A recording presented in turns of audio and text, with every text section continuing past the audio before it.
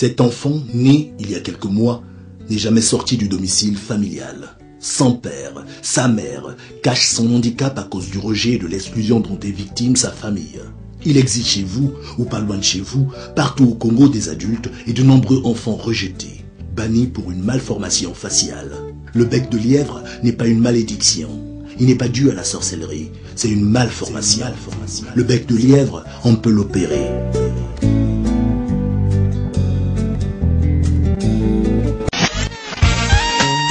Dans le cadre de son programme Enfance et Handicap, la Fondation Edith Lucie Bongo Ondimba organise du 27 février au 2 mars 2012 une mission chirurgicale en vue d'opérer gratuitement des enfants porteurs du bec de lièvre.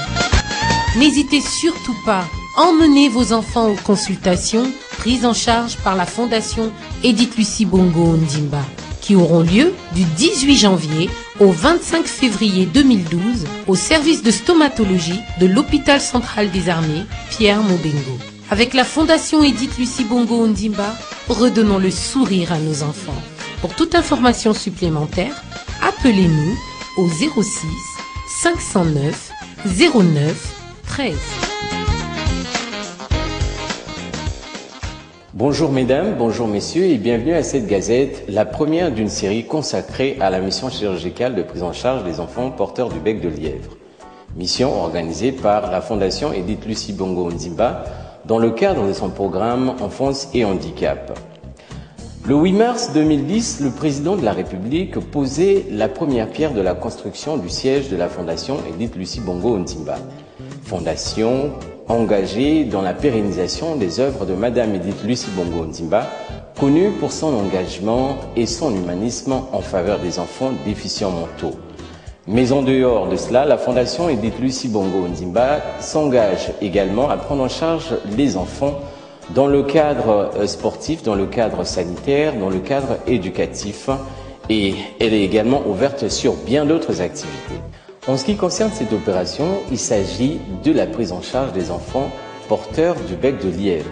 Et le commun de mortels se pose souvent la question de savoir qu'est-ce qu'un bec de lièvre. Au fait, le bec de lièvre est une malformation congénitale des lèvres ou du palais. Et à ce sujet, nous avons rencontré des spécialistes qui nous ont parlé en long et en large du bec de lièvre. Le bec de lièvre, en fait, est une appellation commune. On devrait plutôt parler de fente labiale ou de fente labiopalatine. Donc ces fentes correspondent aux malformations de la face. Ce sont parmi les plus fréquentes des malformations de la face et qui ont une origine embryonnaire, ce que dit la vie intra-embryonnaire, intra-utérine. Elles sont dues à une absence de fusion embryonnaire du plancher de la bouche et qui peuvent donc correspondre à l'absence de substance au niveau de la lèvre supérieure ou alors carrément au niveau du palais, faisant ainsi communiquer la bouche avec le nez.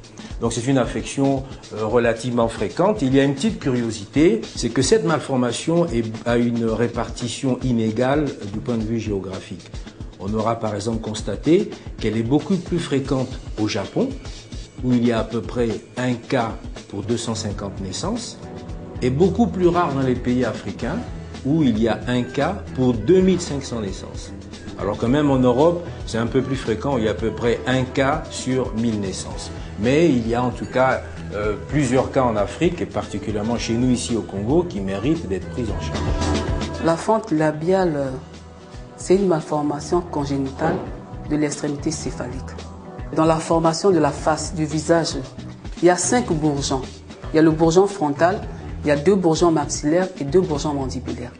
Donc ces 5 bourgeons-là, pendant le développement de l'enfant dans le ventre de la maman, ces 5 bourgeons ont tendance à se rapprocher.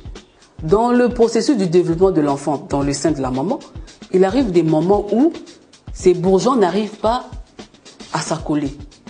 Lorsque l'enfant est dans le ventre de sa maman, et pendant ces périodes-là, lorsqu'il y a un petit couac, il se passe que ces bourgeons ne s'affrontent pas. Et alors, on a des fentes.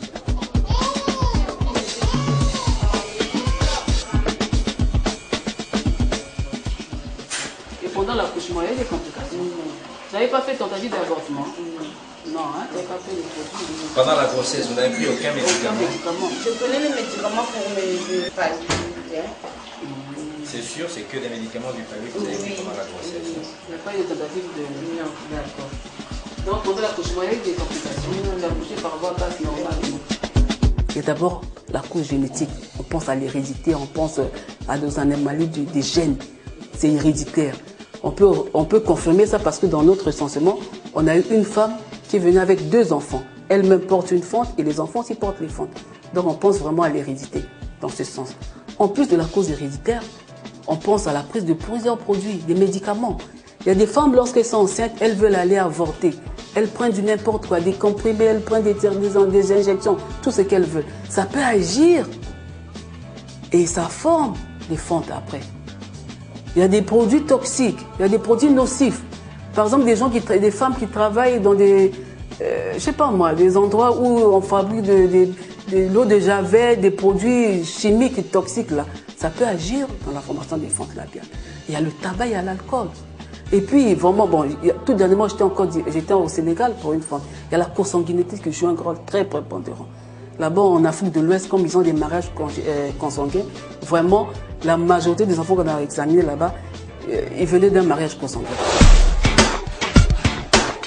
Nous avons tous suivi ces spécialistes qui nous ont parlé du bec de lièvre, qui nous ont dit que c'était une malformation congénitale. Ils nous ont même donné les causes. Il serait donc souhaitable qu'à partir d'aujourd'hui, nous acceptons tous que le bec de lièvre est juste une malformation congénitale.